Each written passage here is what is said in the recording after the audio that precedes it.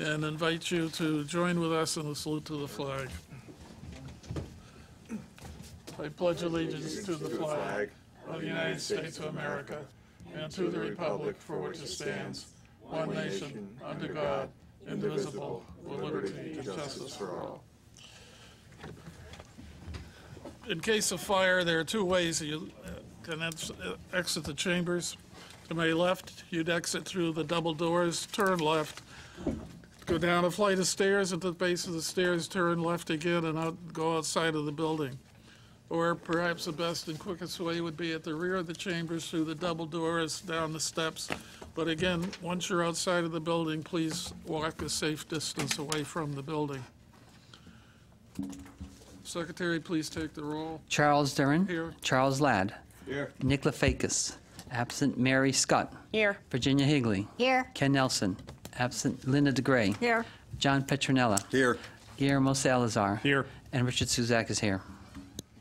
Alternates Petronella and Salazar will be sitting in for the absent commissioners.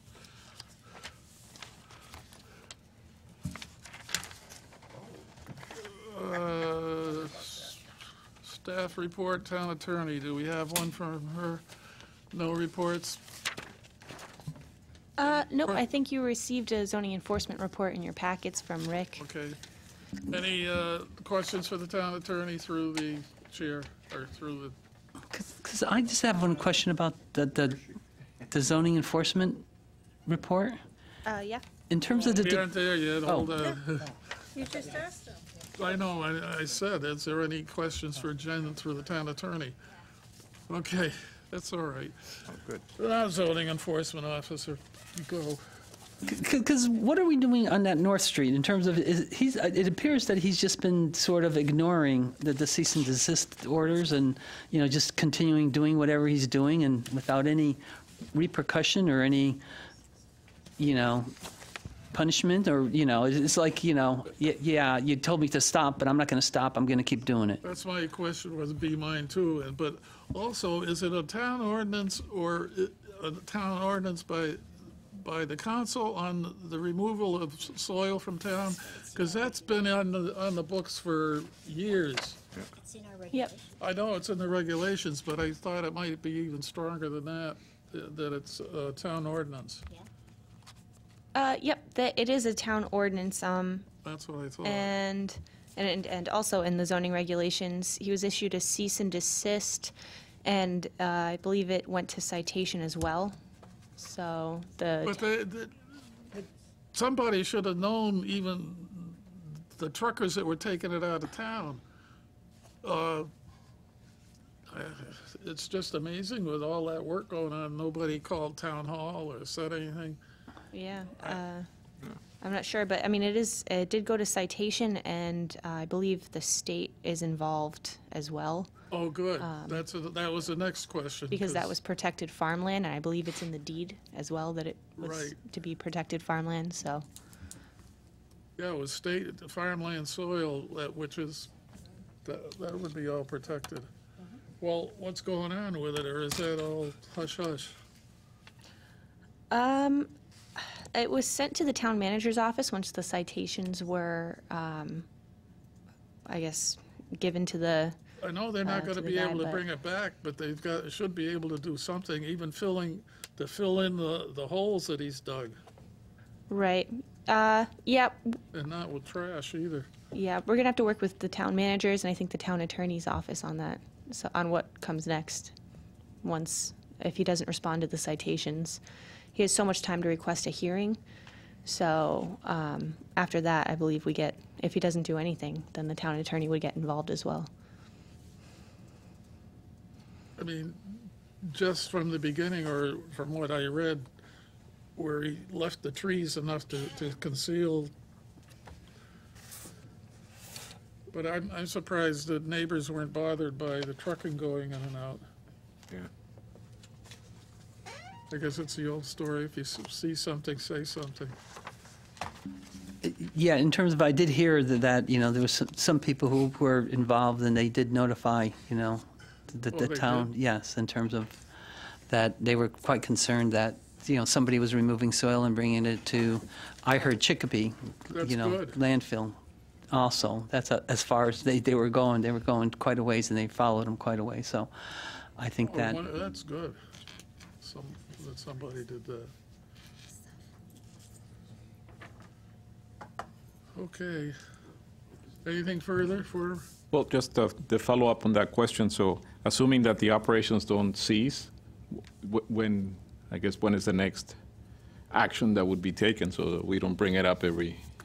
I know. Yeah. That's, Well, do you guys know what that would be and when that would be? So by March 16th, you had to apply for a hearing. So it appears that now the town attorney, it goes to the town attorney. So now, and he's going to keep getting fines. So that's really what comes next. So we'll talk to the town attorney's office tomorrow and get the ball rolling on that. But that's the next step. So. So it sounds like you didn't apply for the hearing. Not that we know of. He would have gone to the town managers for that. Oh. So Okay, who's thanks. the hearing with? Or he goes to a hearing with who? it's a hearing officer when it goes to violations. That's all that we really know. So It's a hearing officer, Hearing- the town. I believe so. Yeah. Yep. Okay. So do you have any information when the state's going to take action? No, Rick reached out to them, and he hasn't been in the office recently. So we're. Charlie? I was wondering, I am not trying to dump on the man, I know he's trying to make a living. Having said that, if you look under Industrial 1 for construction, it's quite limited as to what you can have.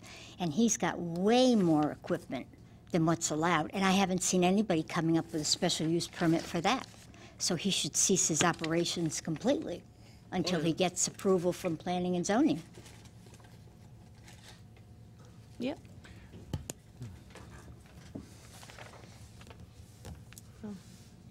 Okay, anything further? Okay, let's move on. Approval of minutes, February 28th. So moved. I make a motion that we approve the minutes from February 28th, 2019. Second. Any additions, errors, or omissions? I did have one. Hold on, I gotta find it. You know, it's so rare, I'm sorry.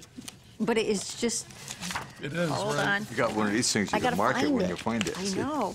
All right, it's page 11, third paragraph, second sentence.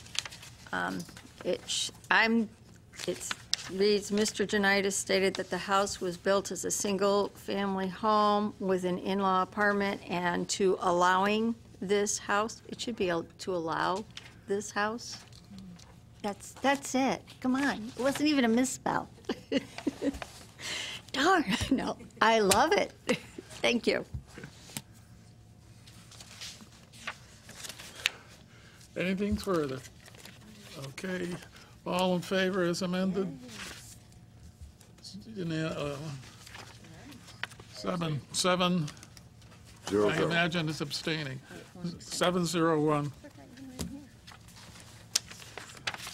Okay, at this point, the meeting, Planning and Zoning Commission welcomes comments, concerns, and opinions relating to planning and zoning in Enfield from anyone who is present, provided you may not discuss any matter of business at this time that is already elsewhere on this evening's agenda, any matter that's part of an open public hearing of the commission, or any matter where a decision of the commission is pending.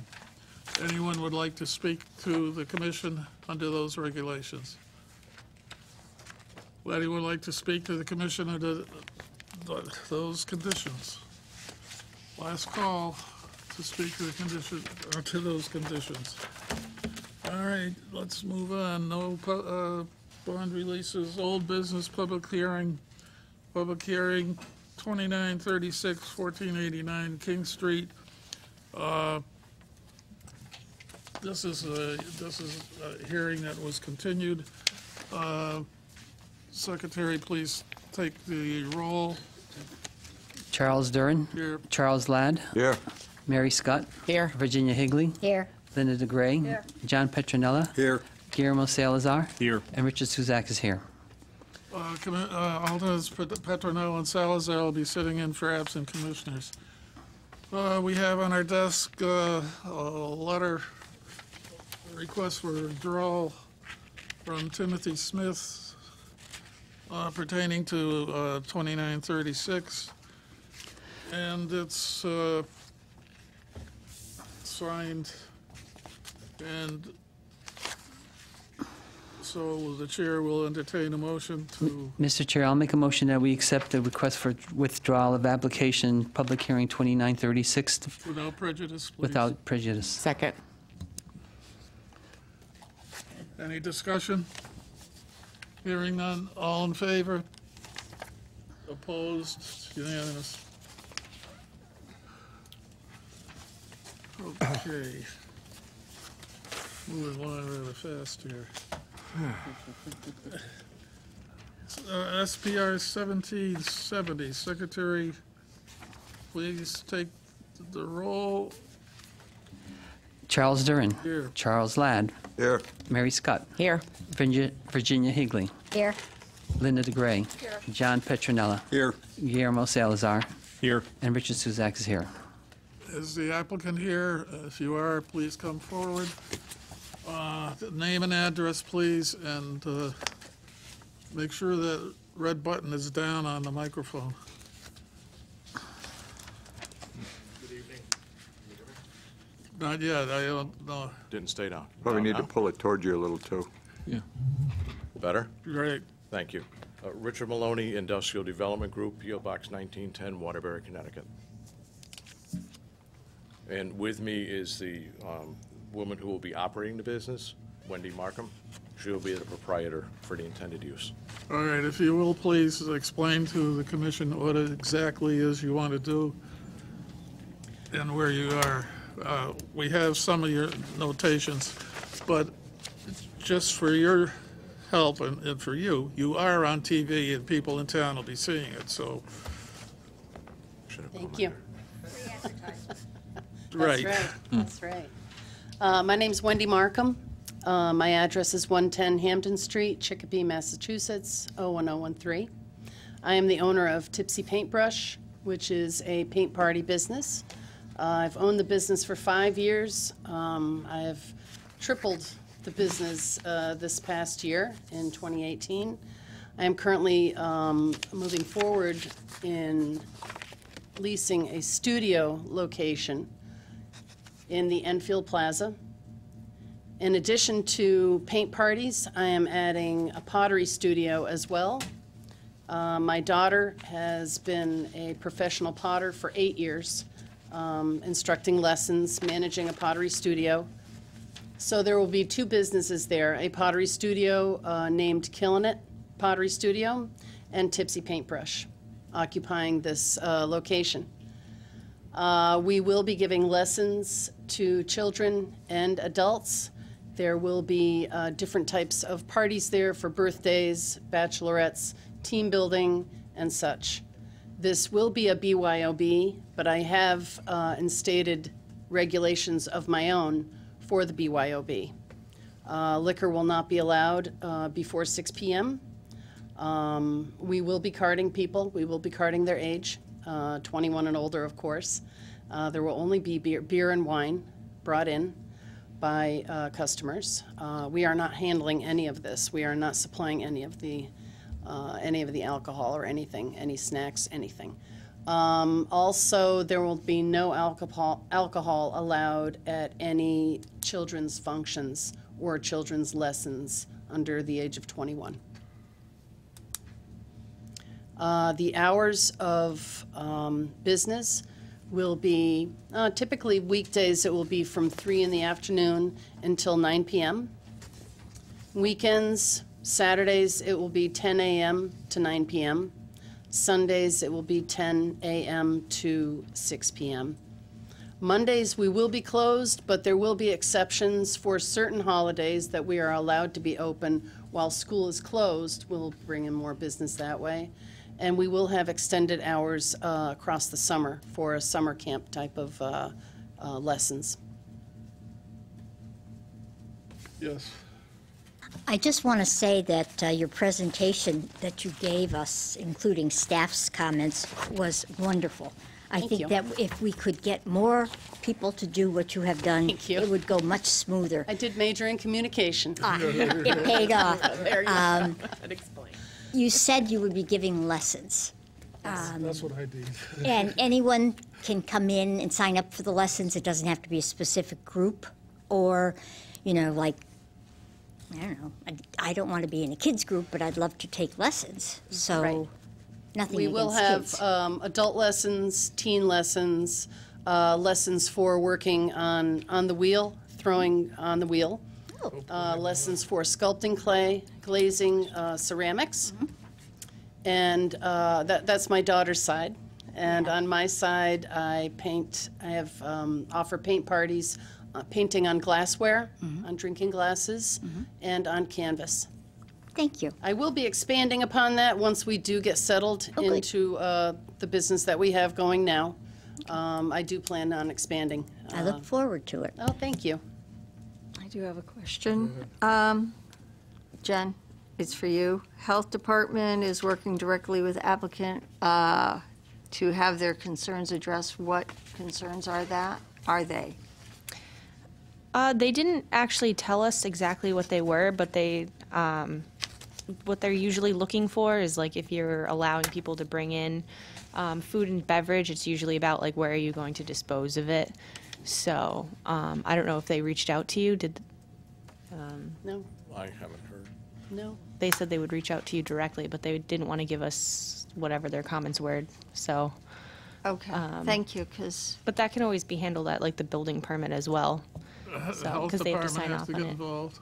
that's why I'm asking is, Right, they sign off on the building permits too, so they would be looking and reviewing it at that stage so I- as well. that's why I was wondering what their concerns were, because they're not stated. Right. I Did will they only be offering customers disposable products for the food that they bring in. I'm just wondering if they had mentioned what their concern was, or who you talked to. Just, that's all. That's all. Thank you. Thank you. Any further questions? Because you mentioned, are you going to do watercolors too, or?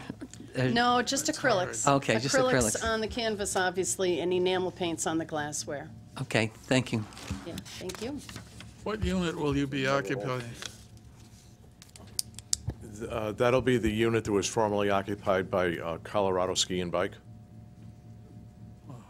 Just to the left of Ballroom Fever, and just to the right of the gymnastics place, in between.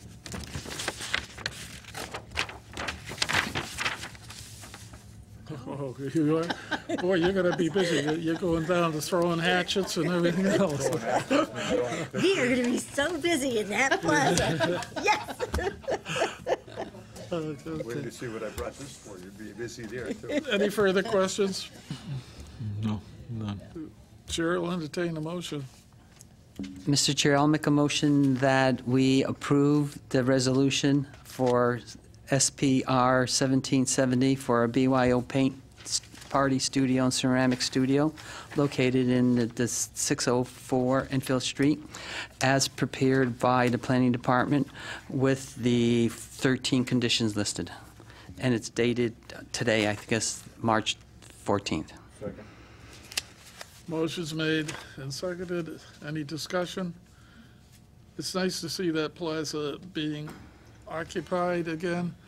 And I like the type of activities that are coming in because it's turning into recreational, really type or activities, spare time activities if you want, Right. but it's educational too in a way with all of You those. get tired of painting, you can go down a couple doors and throw hatchets. That's right.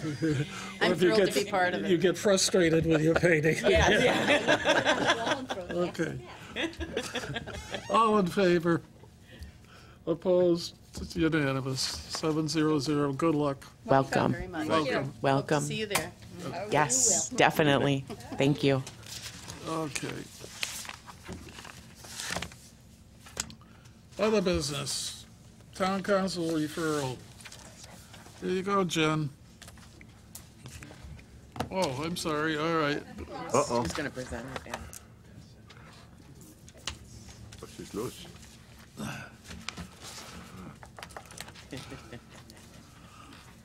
Gonna recruit you, you know. Good evening. Good evening. It's a pleasure to be here tonight. I'm Patrick McMahon. I'm the CEO of the Connecticut Main Street Center. We are a statewide nonprofit that works to drive more investment to downtowns and mixed-use commercial areas. And we were retained by the town of Enfield to draft a TIF district master plan and to help the town bring that district master plan through the process. TIF, municipal option TIF, is relatively new. It was a state law that was passed in 2015. Actually, Senator Kissel was one of the original sponsors of the legislation, so that was great. It was essentially a coalition of different organizations, the planners across the state, the economic developers, who said we need a new tool, a new economic tool to work with at the local level. So previously, you could do a TIF, but you had to go through the state legislature. Now they've created a process where the community themselves makes the determination whether you want to have a TIF. There are some steps that are necessary. The first of which is to identify the district. What is it that you're looking to have this tool work towards?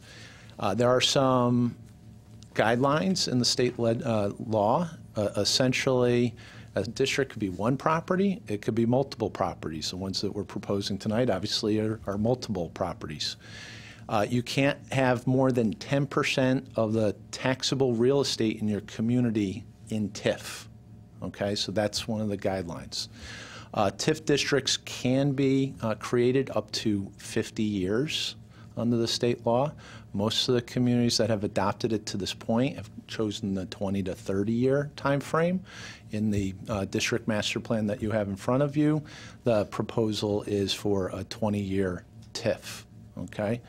TIF revenue can be utilized in a number of different ways. It was actually the state legislation made it very, very flexible for the communities as to how they would utilize those future tax revenues. On one of the slides that you have, page 3, there's a chart that has, go to page 3. And that, I think, really gives a good example of how this all works. Okay?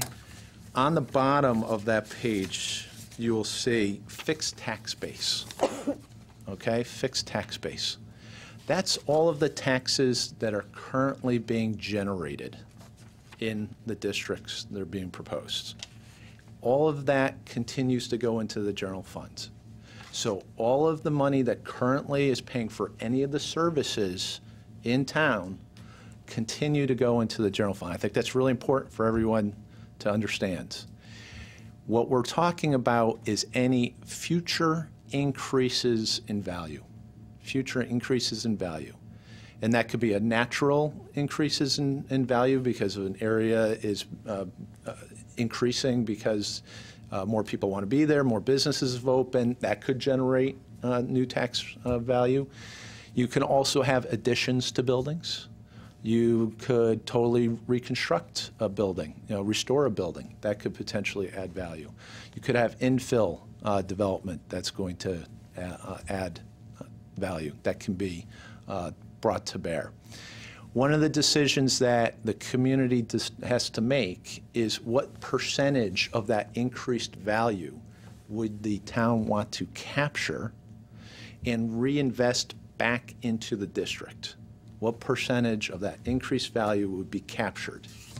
And what's being proposed in the district master plan before you is a 50% capture, such that any increased value, 50% of it will go to the general fund to help pay for townwide services. The other 50% of that increased value will be designated for reinvestment into the district. And the district incorporates most of the Thompsonville areas that are commercial in nature, and the Bigelow Carpet and along the riverfront. We subtracted out the primary residential areas. On the mall, it is essentially the older portions of the mall that are being presented for consideration in the TIF master plan. So 50% of that increased value would be set aside in special accounts, a separate account, and the town can utilize that for a wide range of purposes. Streetscaping. It could be for utility extensions. It could be for sidewalks. It could be for some road improvements. It could be town park improvements. It could be to any of the public buildings that are in the area. Under the plan, there would be a TIF advisory panel that would have a representative of your body as well as conservation, a couple members of the town council, who would determine each year or make a recommendation each year as to how they would take any TIF revenue that's been generated and how it would get utilized each year. And it would have to go through a normal budget process. So whatever money you have available that's set aside, you don't need to spend all of what has been captured in any given year. You may choose to have that build up over a period of years. Maybe you have a bigger project that you want to try to tackle, so you can save that TIF revenue for a period of years in order to do that. It's, again, extremely, extremely flexible. Another way that you could potentially use the funds is called a credit enhancement agreement. A CEA, another phrase that you've probably heard in the past, is a developer's agreement. So you can enter into a contract. This would be the town council. They have the authority to enter into a contract and rebate potentially a portion of the taxes that a developer pays. So they actually pay the tax, and under contract, you make a determination as to what percentage you would be willing to rebate back to the developer. And when would you do that? When would you do that? It's when a developer can give you clear evidence that there's a gap in financing. There's a gap in financing. This isn't meant to be, okay, it's an automatic, someone comes to us, makes a request, and it's a done deal. No, they have to be able to show the community that because of some special circumstances, whether there's brownfield contamination that was an extra cost, or the rents that can be achieved in that particular area don't justify the construction costs, and so we need to layer various funding sources on top of each other in order to make a project work.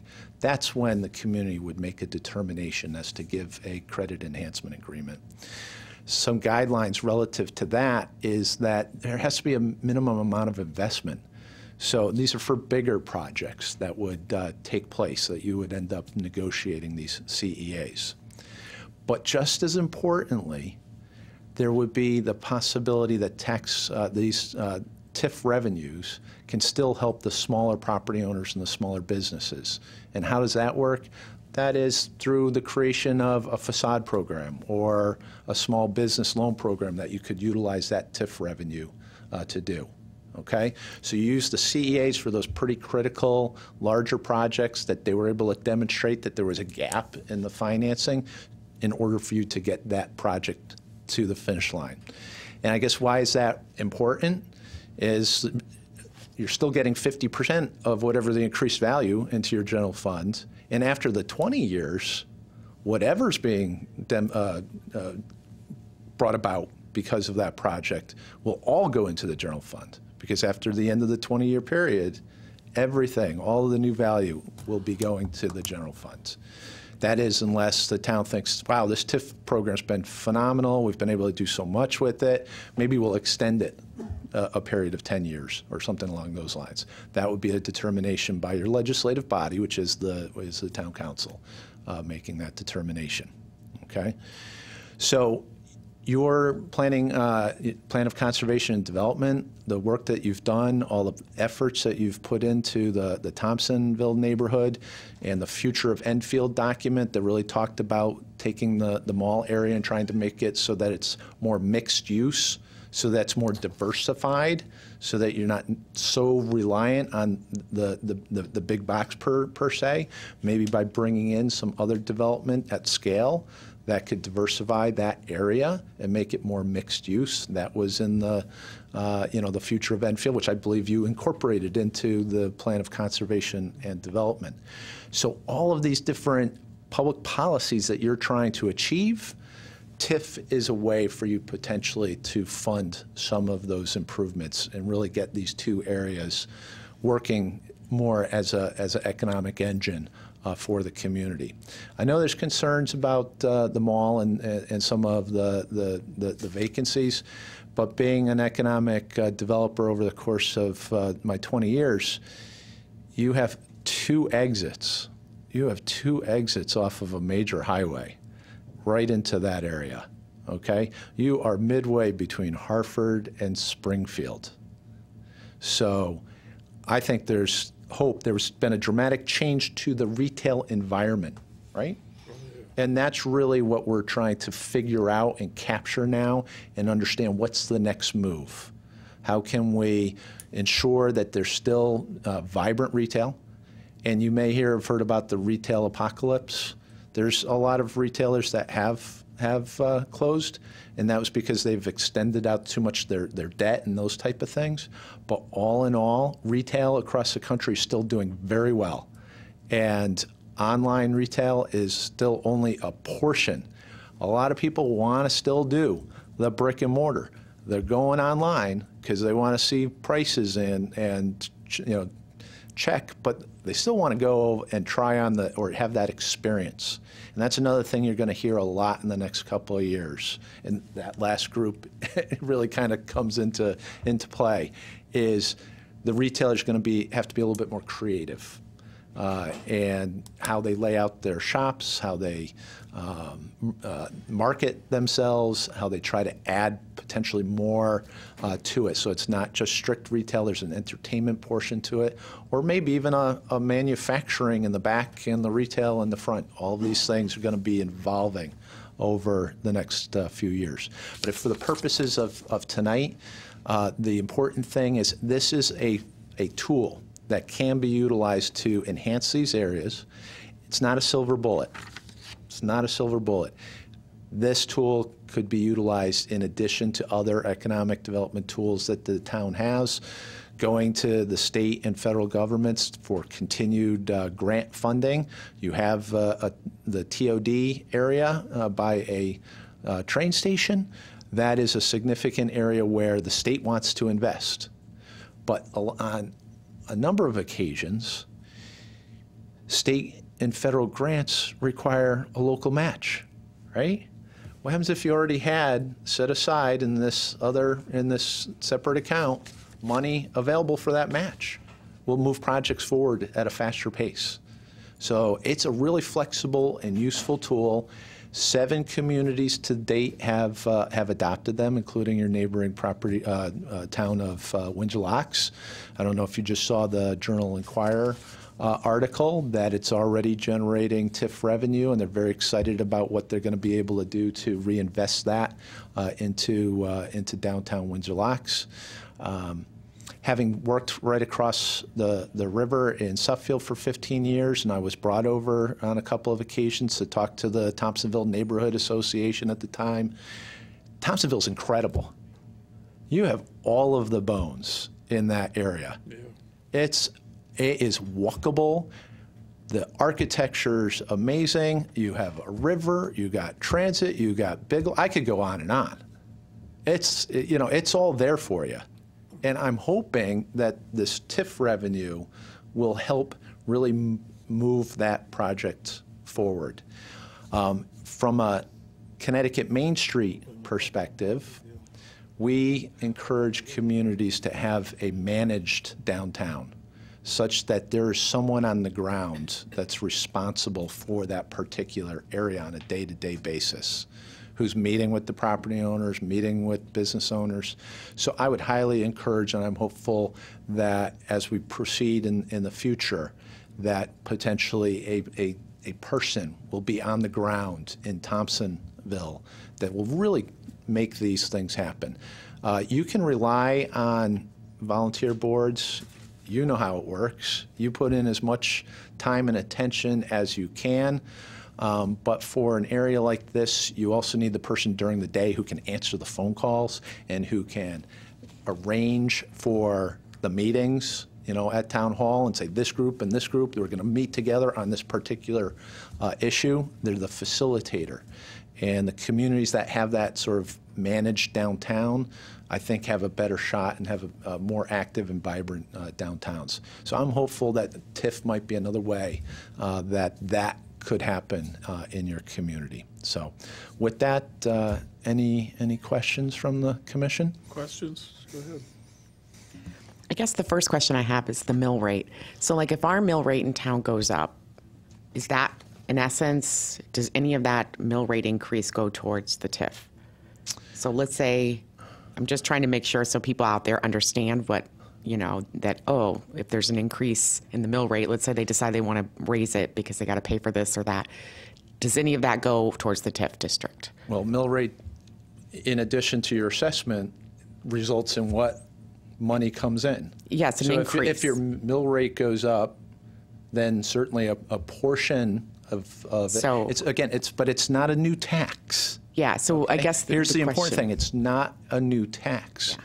You're going to be taxed on that value, and you're going to be taxed based on that mill rate regardless. What we're asking of the community to do is to designate a portion of that future tax revenue, and instead of it going to the general fund, that it be reinvested in this particular area because there's a public policy reason to have that targeted investment. But it's not a new tax. Well, the next question I have is breaking down the numbers. Yeah. So like, let's say something's valued at $100. You're just going to throw that out there, business, and that's in this district. And let's say the value goes up to 150. So what you're saying is 25 of that would go into, 125 would go into the general fund, and $25 would go into the TIF. That's correct. Okay, so that's exactly how it would work. That's how it would work. Okay, I just want to make sure because sometimes calculating that, it gets really confusing for people, and And that was perfect. That simple example right there, I think, really clearly demonstrates to the nobody, public. because it's not a different tax. It's basically the value went up. It's the same cost. It's just diverting the money to a different place. If this TIF program weren't around, $150 would go into general fund. Yeah. Okay. That's pretty much it for me. I just wanted to clarify. I think the program's great, and I'm excited to see how it rolls out and goes along. I have a very small concern that I'd like to address the planning staff. Enfield is a mismatch of villages, Thompsonville, Hazardville, Skidco, whatever, and Shaker Pines Lakes, the Lake District. And I'm concerned that, Hazardville is very quaint, and I think that they could utilize facade changes when new businesses come in. I hope that they wouldn't be locked out entirely. It would be? I can actually answer that, if you don't mind. So again, up to 10% of the town's taxable value can be within TIF districts, and we were very we worked with Della and John to really determine this boundary such that we maintain some potential for other TIF districts within the community. So based on the latest grand list and the amount of taxable property that's in the proposed, we're just slightly under 6% of the taxable property in the community. So you do have the opportunity if it's Hazardville or another location. We didn't want to bite off too much. This be like, let's see how this goes with this really important area here, and then you can make that I determination. just wanted to forward. make sure, because a lot of people watch this, and I don't want anyone to think that they're being left out of the new times for Enfield. Thank you. And I appreciate the fact that you're thinking ahead, that we do need to consider and leave that space in that room. So if we have other areas that we really definitely want to start including in this, we have the ability to do that. So that's definitely good. You know, I'm glad. Nice planning. I have a question regarding the mill rate and the tax assessment, but should, to put it in lump sum terms, if, let's say $50,000 was contributed to the TIF fund annually in that perspective, so that would be $50,000 less going towards the general fund. So would the council, they would then need to consider potentially a mill rate increase when they do the taxes to make up for that money to fund the for the general fund? So again, we're only looking at new projects, something that's creating new value. So anything that's being produced today is going to continue to go to the general fund. We want to encourage new value, because if we're encouraging that new value, then at least that other 50% is being added to the general fund. So it behooves the community to get some new development in these areas that are being proposed, because these areas already have the infrastructure. You already have the roads, you already have the utilities for the most part, so this is a key area for you to focus that attention on to build the grand list. Also, the area where that's generated in the TIF area, all the money that's generated, it goes back to those same areas. Correct. Specifically, yes, as defined. Yes.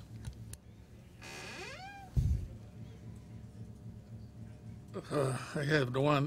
When you were talking about the mall, you said older portions of the mall would get some of the money. What do you what define what you're using as older portions? Well, or how do you break it down?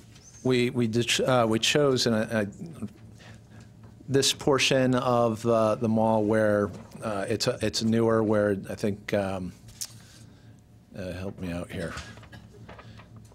So where Staples is, that area, and the plazas on that side of the road are newer buildings. So they're unlikely to get any significant changeover or additions in the near future.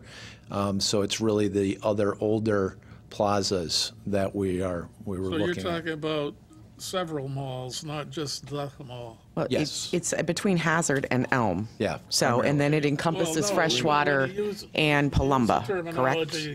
When he uses the terminology mall, people think of Enfield Square. Exactly. Yeah, we're calling it the mall area. The area, The mall area. All right. But that's to help the public to understand exactly what we're talking about now, is that it's between Hazard and Elm Street, and it includes Palumba and Freshwater, because those are two important areas, but it doesn't cross over Phoenix or to Phoenix Ave or any of that area where like the ShopRite or any of those areas are. So, except for that small little tiny. Is that where the mobile station is? Yeah, that need some redevelopment right there. The mobile station. Okay, that's what that one is. Okay, I was wondering if that's what that was. Okay, well that enters it then, because if you say the mall, people just think of that one building. I was wondering how you would designate one piece at a time. Yeah. Thank you for that clarification. I'll make sure that at the public hearing that we use the mall area. Yeah. So when exactly would this go into effect? So at this point, a public hearing is planned on Monday. With that, we can't actually adapt the district until 90 days after it was referred to you. Okay. Okay, that's in state law. We have no control over that. So we're looking at sometime in the May-June timeframe for the town council to adopt construction it. season. And the great thing is, by adopting something like this, you are signaling to the private sector that the town is, it means business. It's a good marketing tool as well as an actual economic development tool down the road. Well, we do have some stuff too that has come already to be getting ready to be built or to some changes. So this will help That will step us help. in that That right will help direction. starting getting that fund going, so that Yes. you can. Yes. I have a couple of questions. One project specific and another one just for my personal edification. Yeah. So you mentioned CEAs and that Yes. there are limits that are established. Are those established up front? Are those established by the council? How do those limits? Yes. Okay. So there's a separate policy statement that the council will be adopting that says under what circumstances that they will entertain a credit enhancement agreement, what the minimum investment that is required, the length of the agreement, as well as a requirement that there's at least some equity that the developer is putting towards the project, so that again, multiple funding streams come into play, and that is a case-by-case decision that goes to the town council. The town council makes a determination as to whether a CEA is provided. But the limits are established up front? Yes. Okay. And then the other question I had for personal knowledge, curiosity is, how long has the TIF been around? 2015 is when the municipalities were given the opportunity to create their own districts. Okay, so there's no track record to identify if any of them have been extended or anything like that? None that would have been extended to this point. And if you ask about any early successes, the early success right now is your neighboring community of Windsor Locks. That they were able to utilize TIF revenue to make that Montgomery Mill complex move forward. Very significant. It's a $64 million project, and the TIF essentially helped out about $700,000 of that 64. Every little bit counts, and by having the credit enhancement agreement on that particular project, helped them score better on the state funding sources. So when they went to make application to the state determined that the town's credit enhancement agreement with the developer showed that the town put skin in the game, and that gave the project extra points. And in this day and age, with our budget issues at the state level, you're going to want to have those opportunities to get those extra points for those limited dollars that are out there for the various programs. The only thing I want to add is that I did read that article in the paper yesterday, and it amazed me the order of magnitude that was available of the excess cash available for the improvements in the town beyond the CEA. And for those who didn't see it, it was about $180,000, I believe, in 3 years. So, that's a significant amount of money that goes back into the community that helps create, a better facade, enhancement of the sidewalks, streetscapes, and everything else that, and it's amazing that there's that much money involved in a 3-year period, and it's only going to get better. And so it will definitely enhance the urban development of that area, so that and if we don't do it, we're going to fall behind in terms of helping people and helping businesses get started and actually create new jobs and everything like that. And as a member of the Economic Development Commission, I sat through a lot of these meetings, and I definitely endorse the fact that we do this.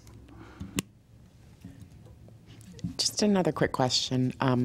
So the TIF, you said 2015 in Connecticut. What about other states? Have they had programs similar to this? Have they done any of those kind of things? I mean, because, putting something together like this, has it been shown success in other communities across the country? Yeah. I'm just interested in understanding, and for the community as well, to know why we're going this direction, or what is it that, I'm figuring it must have some use somewhere. Yes, we modeled our program after the state of Maine's program. And in the communities, there's many communities in Maine that have adopted TIF districts, and they've been doing that for several years. Perfect. Good. Has there been any negative points to this? We're talking about all the good points, but it's not like a placebo, this is great, wonderful, but there's got to be some negative. If you go online, points you're to going to this. find, they'll point to Chicago where they think that there's been some abuses on the developers' agreements, that type of a thing. I think we have the protections in place. We've created a TIF policy that the town council is going to determine, whether or not we go forward with any credit enhancement agreements. So there's criteria that they're going to. It's not backroom deals. So I think that's what you're going to see if you read across the country some abuses. All in all, if you look and do a search of what's happened in Maine, you're going to see one great story after another, and we modeled our program after Maine's. Okay, thank you. No more questions, Chair. I'll entertain a motion. Mr. Chair, there's a written advisory opinion as prepared by Lori Witten to Mayor Michael Ludwig and the members of the Town Council with a carbon copy to Christopher Bronson, Town Attorney, dated March 14, 2019. Read the review of Midtown Enfield TIF District Master Plan. At the regular meeting of March 14, 2019, the Planning and Zoning Commission discussed the proposed TIF district plan for Midtown Enfield. The commission found that the Midtown Enfield TIF will further the community and economic development goals of the town's 2011 Plan of Conservation and Development, and the commission recommends that the town council approve the Midtown Enfield TIF district master plan. Second. Motion's made and seconded. Discussion. I think we about said it all. It's sounds like a very good program that benefit the town. Thank you for your presentation, too. Thank you. All in favor? Opposed? No abstentions, unanimous. Thank you. Thank you. Thank you. Good evening. Thank you for your presentation. You're welcome. Okay, other business, correspondence. Anything from the commissioners? Mary, press this button. Going through Facebook, and I noticed a new project going to come up on South Road. They already have the lease, and it's for, let me look it up here before I read it. It's for Riverside Reptiles Education Center. They are, We actually have been in contact with the gentleman who wants to open that. I was not aware that that was circulating Facebook, but if you'd like to see the article, it's right here. well, we are actually planning on holding an ART with them coming up, so they have been in the office. So. Yeah, I was wondering if how far that along that had been. They sound like they're moving in tomorrow, according to the Facebook. No. Yeah. But they also have,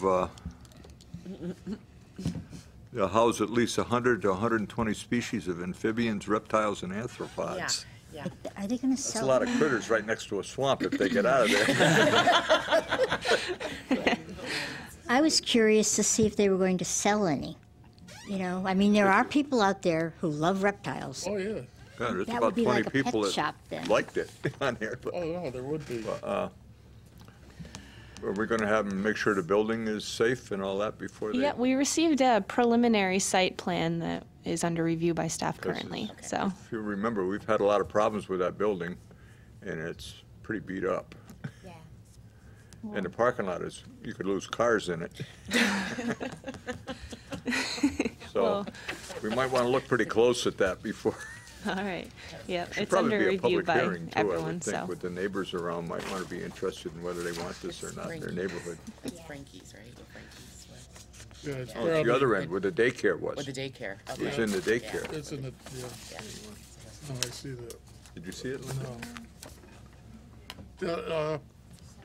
The papers had a lot about the restaurant that's coming into the Big Y Mall. Oh, Does that wouldn't that- have to come before us yet? wooden something or other, Ro- wooden yeah. oak. Wooden tap. Wouldn't have. They will because I'm guessing that they will be serving alcohol, so. That's what I thought, well, I was talking earlier. But, yeah, I lost my thought. Yeah, I did see They, again, are sounding like they're already in, and they're gonna be there, tomorrow. We haven't received We anything don't for even them have a date yet, right? Okay. Yeah, they have little stickers up that says wooden tap coming We did soon. hear Coming soon. about that. Yeah, I saw it today actually, and I'm like, wooden tap? Oh, okay. Yeah. All right, so there's two that we know are coming, but they aren't here yet. Yes, exactly. We haven't seen Okay, all right. But will that be a public hearing for the reptiles and stuff? Oh, yeah. We could make it a public hearing. We should if the people are in the area are concerned. If I'm not mistaken, anything that's like educational, like schools or anything, museum type uses are special permits in business zones. May be concerned in an area. Livestock. If you think it should be, we can have it as a public hearing. Because it could just be a site plan review. People want to make sure how they're kept and, Well, no, that they're you can have a being site plan cared review as for a and public hearing. If- they're not being sold. Oh, they, all right. Yeah, you probably will too, but All right. Well, Raquel actually looked up what our initial review for the reptiles was, and I guess the schools and the business zones are a site plan. So, okay. As long as we have a public hearing, I didn't know how you were going. yeah. All right. Well, Anybody else? I'm sorry, I'm confused. I thought at first you were saying that it did require a public hearing, but now I'm hearing that it doesn't. Right. Yeah. So off the top of my head, I thought that it was a public hearing, but Raquel pulled it up, and actually, it's not. So, It's what? it's not a public hearing for Well, any type of we school can have a thing. public But you hearing. We can't, should yeah. have a public Yeah. hearing, is what I'm saying. Yep. No, How's that, does anybody know how that's zoned? What zoning district it's in? I think it's.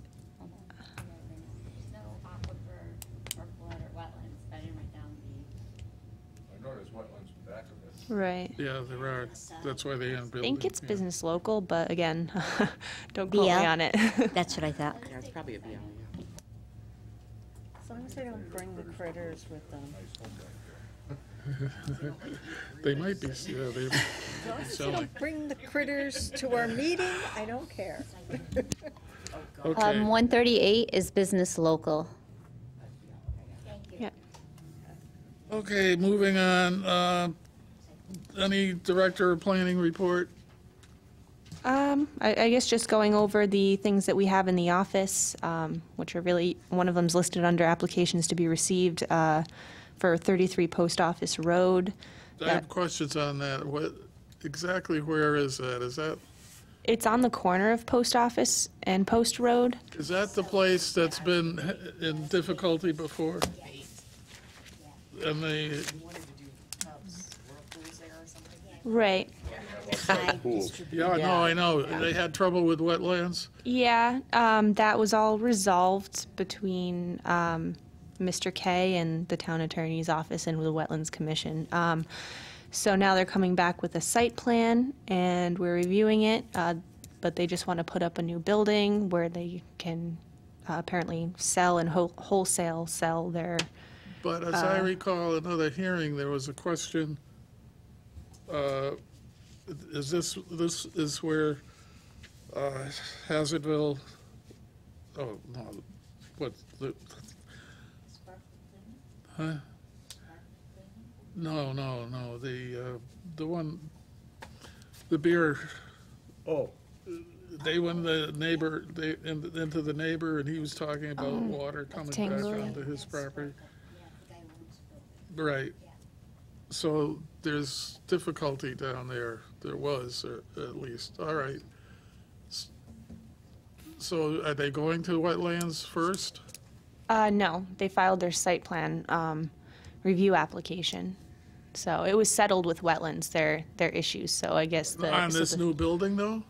Right, yes, it was part of the legal proceedings that it would go, that wetlands would be okay with the site plan that they proposed, and that they could move forward to planning and zoning for approvals on it. This should be, I would say then, probably a public hearing, because so the neighbor has a chance to come in.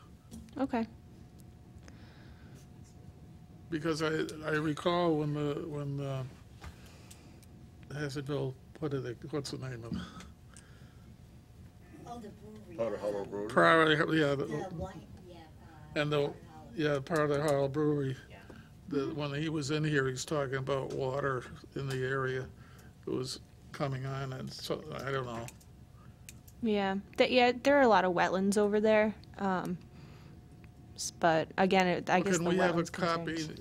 of the wetland report or whatever was developed between? Yep. We'll give all of that over Okay. to you guys in the packets.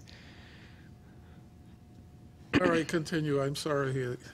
Other than that, we have an application for tank replacement at one of the gas stations at 56 Enfield Street. I believe that's the Valero station.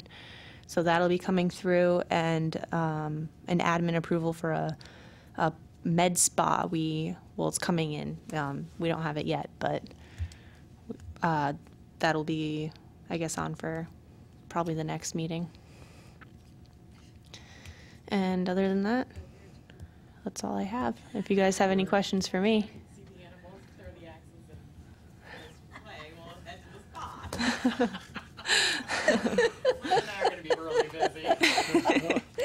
Okay. Any questions? Any questions for?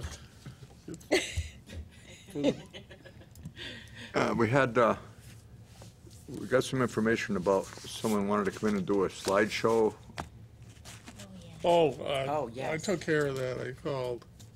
No, that was the Enfield High School problem. Oh, yes, Yes, about the yes. lights off the Yeah, high school. I took care of Yeah. it, I hopefully took care of that. I Yeah, called we him. told him that if he wanted to come in under public participation, he'd be more than welcome. I did invite him in for that. Oh, okay. Yeah, Okay. but I referred him to, I think that from what I understand, it was, when we passed it here, it passed us out into town government on our motion. So I did tell him it was now into town government. My understanding at the time was it was turned over to Michael Cirillo to solve. And Yeah, I said well- Lori Whitten now is taking his place. She's out until Monday. And I advised to call them or to call Yeah. the town manager if he wanted earlier, Yeah. because I said it was out of our hand, but he was welcome to come and talk to us if he wanted to, but he would have 10 years to hear him, but there was nothing that we could do. Yeah, yeah. Okay. No, I'm just curious about that. We did get that. Yeah, Yeah. he did, but I called him on the phone. Oh, that was good. Question. The mall, And did he- you guys make any contact, or We're trying to get a meeting. We're working on it. just didn't know if there was any progress? Yeah. I think No, 'cause not most yet. of the public asks me, and I'm sure that they're watching, and so they're always curious to know.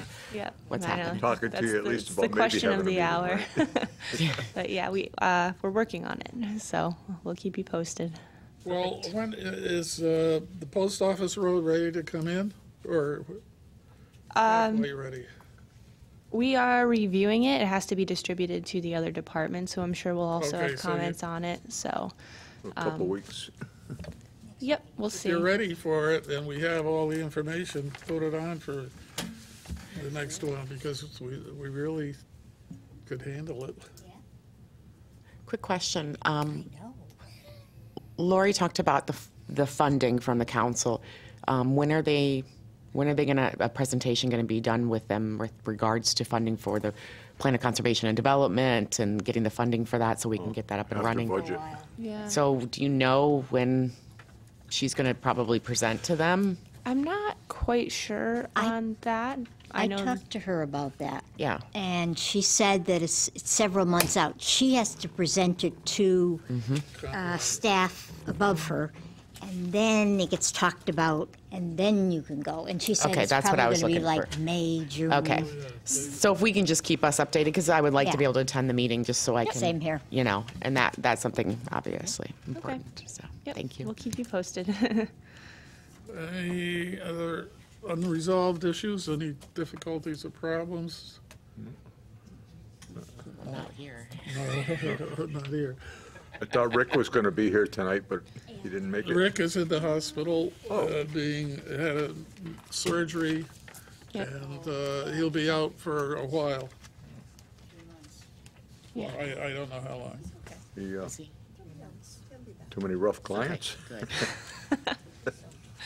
Yeah. Okay, yeah, right, that's what I asked him. Okay, anything further? Is there anyone filling in for him at all, or? Not presently. Okay, so we'll go a couple months without a CEO. We'll send you out. Hey, Ginny's the only certified one here. Oh, that's right, that's true. Yeah, that's true. Okay. You're up. Motion to adjourn? Second. All in favor? We stand adjourned, thank you.